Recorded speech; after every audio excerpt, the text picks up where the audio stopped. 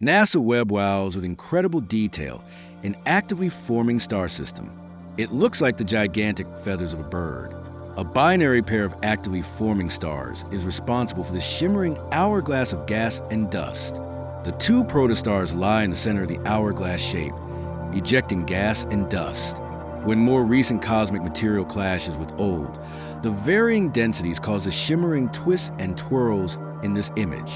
Millions of years from now, when the stars have finished forming and have swept the area clean, they may each be about the mass of our sun.